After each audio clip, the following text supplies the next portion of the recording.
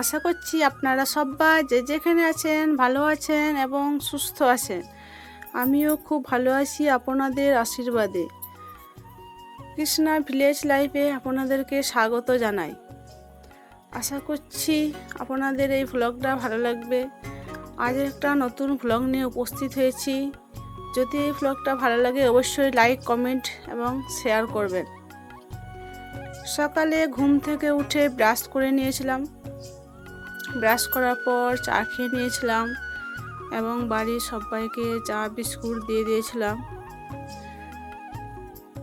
তারপর দেখুন ঘরগুলো সব ঝাড় দিয়ে পরিষ্কার করে নিয়েছিলাম। রান্নাঘরটাও ভালোভাবে ঝাড় দিয়ে পরিষ্কার করে নিয়েছিলাম। ঘরের মেঝে, বারান্দা ঝাড় দিয়ে পরিষ্কার করে নিয়েছিলাম। এখন আমি চলে এসেছি উঠোনের মধ্যে, উঠোনটাকে ভালোভাবে ঝাড় দিয়ে পরিষ্কার করার জন্য। আর এদিকে দেখুন আমি একদিকে ঝাড় দিয়ে পরিষ্কার করছি আর আরেকদিকে ওই যে গাছের পাকা পাতাগুলো ঝরঝর করে ঝরে পড়ছে। মানে মনে হচ্ছে যেন আমাকে ঝাঁটা নিয়েই বসেই থাকতে হবে। এখন ঝেঁটাতে একদিকে ঝাঁট দেওয়াও মানে শেষ হলো না, আর এদিকে পাতা পড়তে আবার শুরু হয়ে গেল। তো যাই হোক, প্রত্যেক দিন এরকমই হয়। আর এখন পাতাগুলো বেশি পরিমাণে খসছে। একবার যখন সব পাতাগুলো খসে যাবে তখন অতটা আর হবে না। মানে একটা সময় আসে যে সময়ে বেশিরভাগ গাছের পাতাগুলো খসে। তো যাই হোক দেখুন এখন উঠোনটা আমি ভালোভাবে ছাদ দিয়ে নিলাম।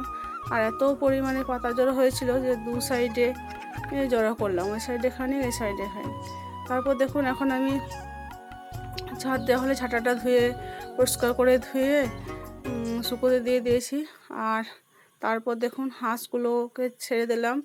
তো দেখলাম হাঁসগুলোতে 4টে হাঁস ছিল, তো 4টে হাঁসে 4টে ডিম পেড়েছে। তো হাঁস ঘর থেকে ডিমগুলোকে বার করে আমি ঘরের মধ্যে রেখে দিলাম।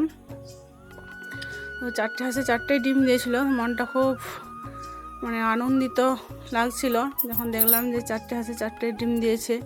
তো যাই হোক ডিমগুলোকে বাড়িতে রেখে দিলাম।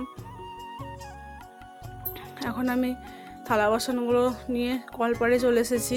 এখানে থালা বাসনগুলো ধুয়ে নেব। তো দেখুন থালা বাসনগুলো তো আমার মাজা হয়ে গেল। এখন আমি একটা জামের মধ্যে জল দিয়ে নিয়েছি। তারপর জল দিয়ে হাত বুলিয়ে বুলিয়ে থালা বাসনগুলো ধুয়ে নিচ্ছি। কেন বলুন তো, এরকমভাবে এক জাম জল দিয়ে তারপর হাত বুলিয়ে বুলিয়ে না জলের অপচয়টা কম হয়। মানে কম পরিমাণ জলে থালা বাসনগুলো ধোয়া হয়ে যায়। তো সেই কারণে আমি এইভাবে থালা বাসনগুলো ধুয়ে নিই। তাছাড়া জলই জীবন, জলের সাশ্রয় করা আমাদের একান্ত অবশ্যই সবারই দরকার। জানি না সবাই কেমনভাবে জল সাশ্রয় করে। আমরা যেমন টাকা পয়সা সাশ্রয় করি আপদে বিপদের জন্য, সেরকম আমাদের জলটাও সাশ্রয় করা দরকার। যাই হোক দেখুন এখন আমার থালা বাসনগুলো তো ধোয়া হয়ে গেল। তো হাত পাগুলো ধুয়ে নিয়েছিলাম। তারপর থালা বাসনগুলো রান্নাঘরের মধ্যে রেখে দিয়ে চলে এসেছিলাম ঘরগুলোকে মুছে নেওয়ার জন্য। তো বালতিতে করে এক বালতি জল নিয়ে চলে এসেছি আর একটা ন্যাকড়া নিয়ে এসেছি।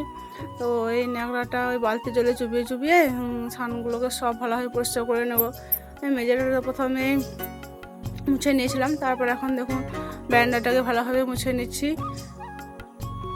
আর দেখুন বারান্দাটাও এখন মোছা হয়ে গেল।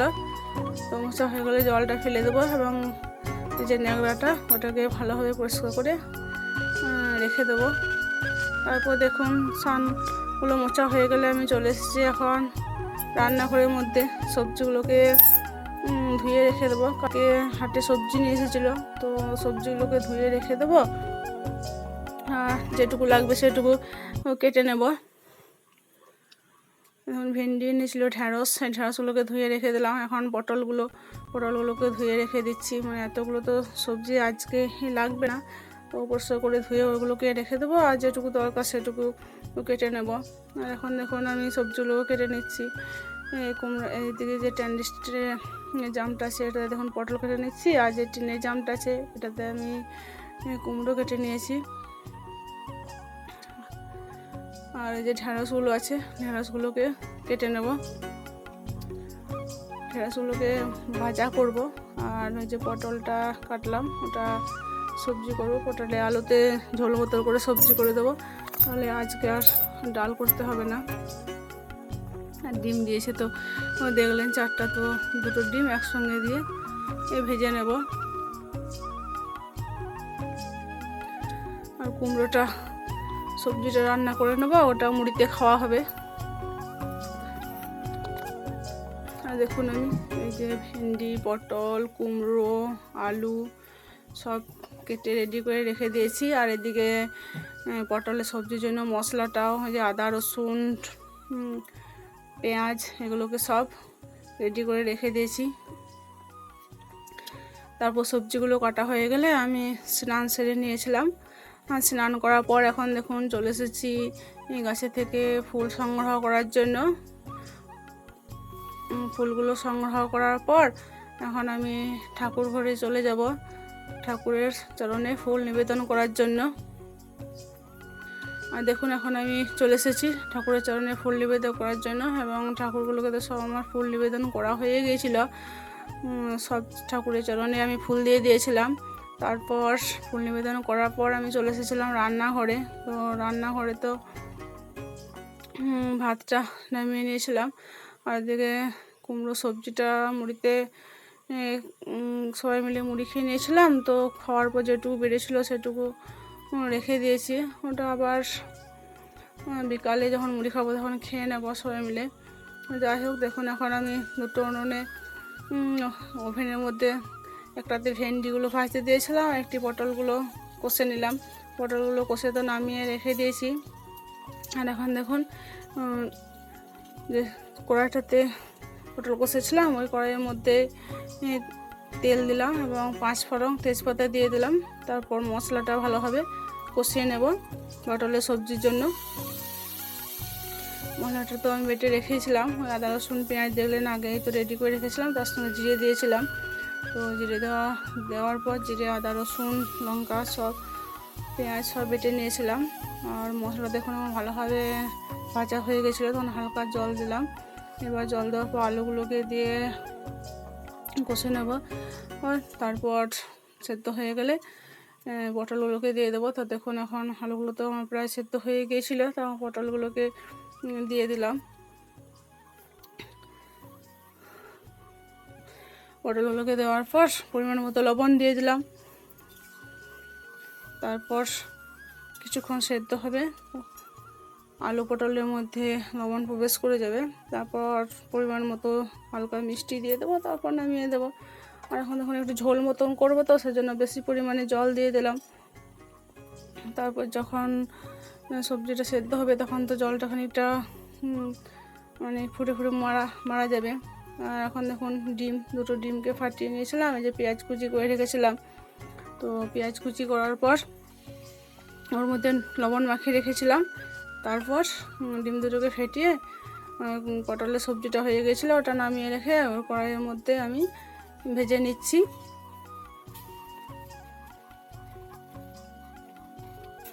আর তো ভেন্ডিটার কড়াইয়ের মধ্যে দিয়েছিলাম, ভেন্ডিগুলো ভাজা হয়ে গিয়েছিলো। আর এখন দেখুন আমার রান্না এখন কমপ্লিট। যে ভেন্ডি মানে ঢ্যাঁড়স তোমরা কি বলো জানি না, তো আমরা ভেন্ডি বলি এমনিতে, ওটা বলে বলে অভ্যাস। যাই হোক ঢ্যাঁড়স ভাজা, পটলে আলুতে ঝোল মতো করে সবজি করেছিলাম, আর ডিম ভেজেছিলাম। আর ওই যে কুমড়োর সবজিটা মুড়িতে খাওয়ার পর যেটুকু বেঁচেছিল ওইটুকু বাটির মধ্যে রেখে দিয়েছি। ওদিকে ভাত তো আমার হয়ে গিয়েছিল।